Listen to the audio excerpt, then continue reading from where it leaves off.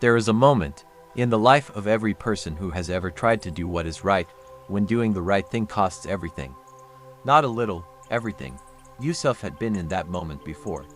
He had been thrown into a well by the people who were supposed to love him. He had been sold as a slave in a foreign land. He had risen in that land through nothing but his character and his God. He had been faithful to the household that trusted him. And then the test came that would define him. A powerful woman, locked doors, a temptation that many men in his position might have rationalized away. But Yusuf was not most men. He ran. He refused. He chose God. And in the aftermath, when the truth had surfaced, when the women of the city had seen his face and understood everything, when the minister's wife had declared openly that she had pursued him, Yusuf stood at the edge of a new precipice. Remember Quran 12 verse 32. She had made the threat clear. If he would not submit to her, prison awaited him. And Yusuf, this young man who had lost everything before and survived, he looked toward heaven and said something extraordinary. Quran 12 verse 33 says, he looked up and said, "My Lord, prison is more beloved to me than what they invite me to. And if you do not avert from me their plan, I might incline toward them and be among the ignorant." Read that again slowly. He did not say, "Save me from prison." He said, "Prison is more beloved to me." He chose the dungeon. He asked not for freedom from chains, he asked for freedom from sin.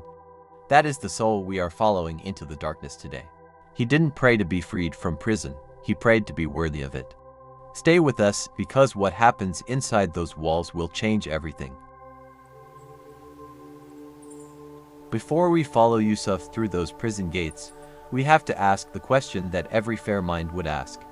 Why was an innocent man imprisoned? The truth had already come out.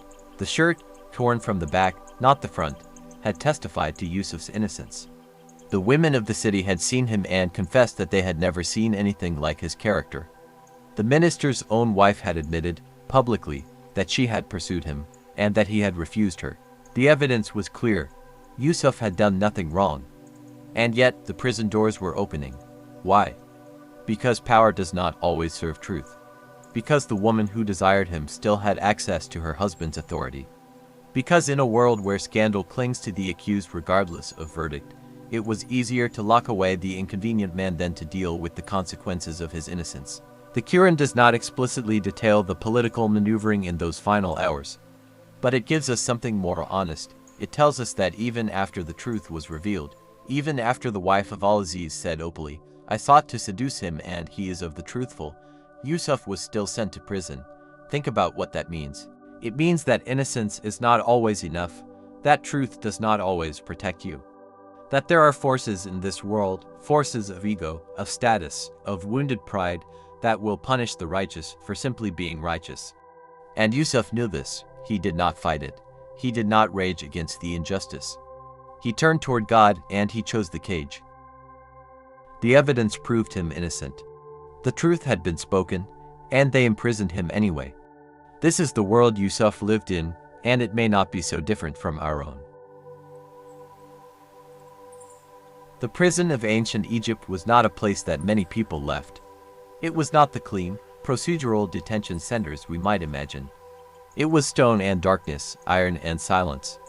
It was a place that swallowed men whole, men whose names were forgotten by those outside, men who aged in the dark without answers, without timelines, without hope. Yusuf walked through those gates. He was a young man. Somewhere, scholars estimate, perhaps in his late 20s or early 30s by this point. He had already known the bottom of a dry well. He had already crossed the desert in chains as a slave. He had built a life once, from nothing. And now, stone walls, again. The Quran tells us that God answered his prayer at the gates. Surah Yusuf 12 verse 34 says, "So his Lord responded to him and averted from him their plan." Indeed, he is the hearing, the knowing. His Lord responded to him. The prison was the answer, not an oversight.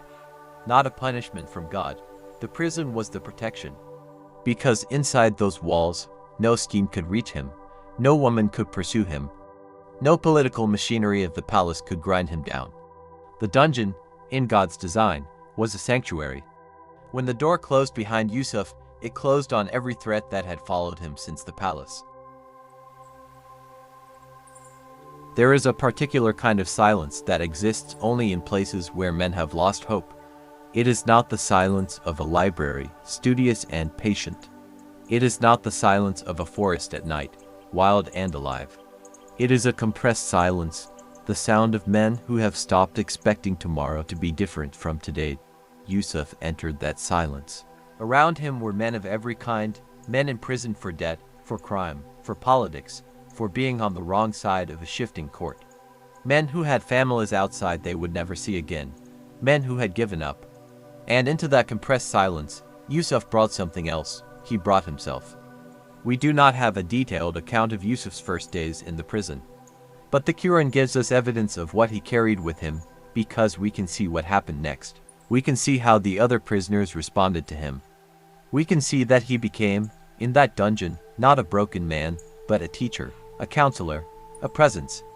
There is a man that other men turn to, not because he demands it, not because he has authority, but because something in his eyes tells you, this man has peace that has survived things that would destroy most people. Yusuf was that man. Most men broke in that prison. Yusuf became someone they turned to. What was it about him that was different? Keep watching, the answer is in what he did with his days. Here is something the Quran reveals that many people overlook when they tell Yusuf's story. Yusuf did not simply survive the prison. He flourished in it spiritually, morally, in terms of his effect on others. How do we know? Because of the way the other prisoners spoke to him. Because of the trust they placed in him. Because when two men had dreams that terrified them, they came to Yusuf, not the prison warden, not a priest or an elder. They came to this young man from Canaan, a foreigner, a slave, because somehow, in that dungeon, he had earned something rare, spiritual authority. And the Quran tells us that when those two prisoners approached him, Yusuf did something remarkable before he said a single word about their dreams. He spoke about God. He introduced himself through his faith. Read and listen to this carefully. In the Quran, Surah Yusuf, 12 verse 38, Yusuf said, I have followed the religion of my fathers, Ibrahim, Ishaq, and Yaqub, and it was not for us to associate anything with Allah. That is from the favor of Allah upon us and upon the people, but most of the people are not grateful. Even in a dungeon, Yusuf was grateful. He was even calling others toward God, not with force, not with judgment. With the quiet authority of a man who has tested his faith against the hardest things life can offer and found it to be real. It was in this atmosphere that the moment arrived. The Quran tells us that two young men entered the prison, and these were not ordinary prisoners. Scholars of Islamic tradition identify them as servants of the Egyptian king.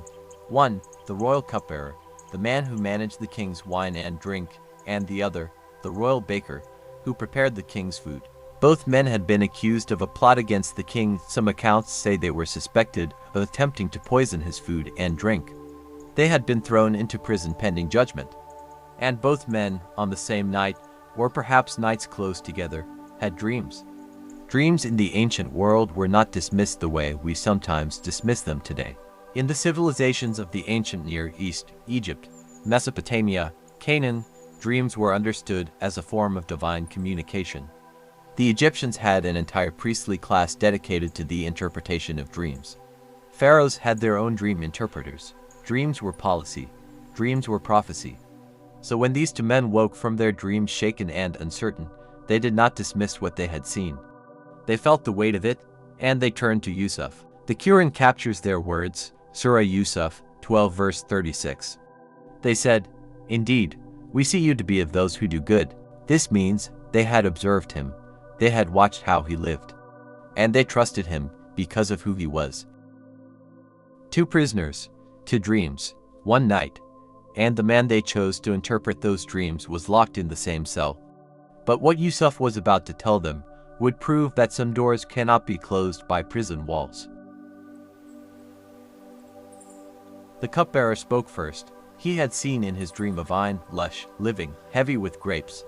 3 branches of the vine were growing, budding, blossoming, and then, right before his eyes in the dream, the grapes ripened on the branch.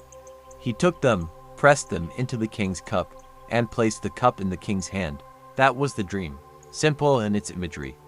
But in a world where every symbol carried weight, where every vision was considered a message from the divine, it was anything but simple. Yusuf listened, and then he spoke, but before he gave the interpretation, notice what he did. He did not say, "Let me tell you what this means." He said something that anchored the entire interpretation in his faith. He declared that the knowledge of dream interpretation was a gift from God, not his own skill, not a power he had cultivated.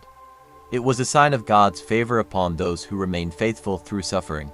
In the Quran, Surah Yusuf 12 verse 41 says, Yusuf said, with full, quiet confidence, "O my two companions of prison, as for one of you, he will give drink to his master with wine. But as for the other, he will be crucified, and the birds will eat from his head. But let us stay with the cupbearer for a moment. 3 branches, 3 days. You will be released in 3 days. You will be restored to your position. You will stand before the king again and serve him. Good news, liberation, return." The cupbearer's face, we can only imagine it, must have shifted. The heaviness lifting, the first breath of hope in that dungeon. Then the baker spoke. He had seen himself carrying 3 baskets of white bread on top of his head. And in the topmost basket, there were all kinds of foods and baked goods prepared for the king. And the birds were eating from that basket, eating from what was meant for the king. He told Yusuf the dream and then said, with the hopefulness of a man who expects good news because his companion received good news, "I also saw myself," and he recounts his dream expectantly. But the image tells a different story to anyone who understands the symbolism. The bread destined for the king, devoured by birds. The carrier unable to protect what he was entrusted with. 3 baskets, 3 days. Yusuf did not soften it. He did not lie to spare the man's feelings. This is one of the aspects of Yusuf's character that the Quran presents with remarkable clarity. He was truthful even when truth was hard to deliver. He told the baker what the dream meant. In 3 days the verdict would come, and it would not be release. The Quran describes an execution, a crucifixion, and then birds consuming. The baker had asked, Yusuf had answered. Truth, delivered with compassion, but delivered nonetheless. This is the weight of prophetic knowledge. It is not a comfortable gift. It is not a tool for impressing people. It is a responsibility, and Yusuf carried it fully. He told one man he would be free. He told the other man he would die. Both in the same breath, same prison, same night. What does it do to a soul to carry that kind of knowledge? Let us pause here for a moment in this scene, because what Yusuf says between the dreams and the interpretations is, in some ways, more important than the interpretations themselves. Before he answers the dreams, he preaches, he testifies. He uses the moment, this sacred moment of attention that to frightened men have offered him, to point toward God. Surah Yusuf 12 verse 39 to 40, he says, O my two companions of prison, are separate lords better or Allah, the one, the prevailing? You worship not besides him except names you have named them, you and your fathers, for which Allah has sent down no authority. Legislation is not but for Allah. He has commanded that you worship not except him. That is the correct religion, but most of the people do not know. In the middle of a dungeon, surrounded by men who did not share his faith. In a culture that worshipped a pantheon of gods with the face of animals and the authority of pharaohs, Yusuf speaks plainly about the oneness of God. Not with anger, not with condemnation, with the quiet certainty of a man who has lived what he is saying. He is not asking them to convert. He is not demanding anything. He is sharing the truth because truth, freely offered, is the only gift that does not diminish the giver. 2 men came to Yusuf looking for the meaning of their dreams. They left having encountered the meaning of everything. And then Yusuf did something deeply, profoundly human. He asked for help. This man who had prayed for the prison. This man who had stood firm against every temptation. This man who had just delivered prophetic knowledge to strangers with calm and grace, he reached out to the one who was leaving.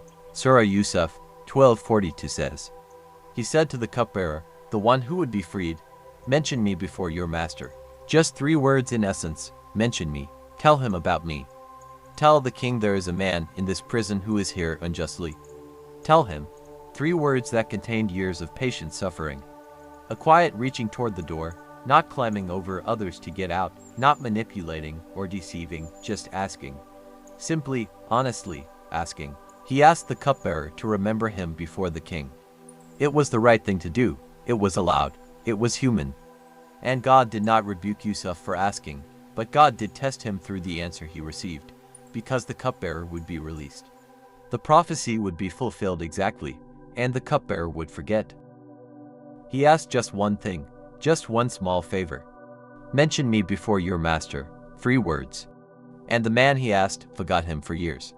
How long can a human being wait inside a cage that was never meant for them?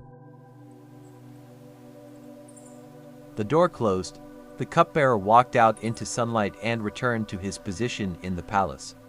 Exactly as Yusuf had said, in 3 days. The baker met the fate that had been foretold, exactly as Yusuf had said. Both prophecies were fulfilled with perfect precision. And the cupbearer, restored, relieved, grateful to be alive and free, forgot. The Quran, Surah Yusuf, 12 verse 42 says it plainly. But Satan made him forget the mention of his master. Satan made him forget. Not malice, not betrayal, not deliberate cruelty. Just the seduction of comfort, the distraction of a restored life. The way that freedom makes you forget what it was like to not have it. The cupbearer walked into the palace, took up his golden cup, stood at the king's right hand, and the man in the dungeon who had read his dream with prophetic accuracy and asked only to be mentioned, was not mentioned. Days passed, then weeks, then months. The Quran says, Yusuf remained in the prison for several more years. Several years, after the dreams had been fulfilled. After the cupbearer had walked free. After every reason to keep Yusuf in that prison had expired, he remained, because of a forgotten promise. And scholars of Quranic reflection have noted, with great tenderness, that there may have been a divine wisdom in this forgetting. That Yusuf's eventual release was meant to come not from the word of a cupbearer, but from something far greater. Something that would change not just Yusuf's life, but the fate of an entire civilization. But here is what we must understand about the architecture of Yusuf's story. Nothing in it is wasted, not the well, not the slave caravan, not the palace, not the locked door, not the prison, not even the forgotten promise. Every chapter of suffering was a preparation for a chapter of purpose. Every gate that closed behind him was pushing him toward a gate that would open onto something no one could have predicted. Because while Yusuf waited in that Egyptian prison, something was happening in the palace. The king of Egypt was having a dream unlike any he had ever had. A dream that would disturb him so profoundly that he would summon every interpreter, every priest, every scholar in his kingdom, and none of them would be able to explain it. A dream of 7 fat cows being devoured by 7 lean ones. A dream of 7 green ears of grain and 7 dry ones. A dream that Egypt did not yet know it needed Yusuf to read. And on that day, on the day that every official of the great Egyptian court stood before the king unable to answer, the cupbearer would finally remember. He would remember a cell, a torch, a young man with calm eyes. A dream interpreted with precision. A request, mention me before your master. The wait was not a punishment, it was a placement. God was positioning Yusuf not just to be released from prison, but to walk out of that prison and stand before a king. To be given not just freedom, but authority. To move not from a cell into obscurity, but from a cell into history. But that story belongs to the next episode. For now, we close on Yusuf. In the prison, patient, faithful, still. Waiting, not with despair, but with the certainty of a man who has learned, through every hard thing that has ever happened to him, that God has never once wasted a moment of his pain. Surah Yusuf, 12 verse 34 says, Indeed, he is the hearing, the knowing. The king is about to have a dream that will shake all of Egypt, and there is only one man in the entire kingdom who can interpret it, and he's sitting in a prison cell. Don't miss the next episode. This is the story of a man who chose a prison cell over a palace of sin, and who waited, in the dark, for a God he trusted completely. If this story has moved you, if something in Yusuf's patience has spoken to something in your own life, let us know in the comments below. Tell us where you are in your own waiting. Tell us what this story means to you. And if you want to be here when the king has his dream, when the cupbearer finally remembers, When Yusuf walks out of that prison and into one of the most remarkable moments in human history, then subscribe. Because that episode is coming. Like, comment, subscribe, and share this with someone who needs a story about patience.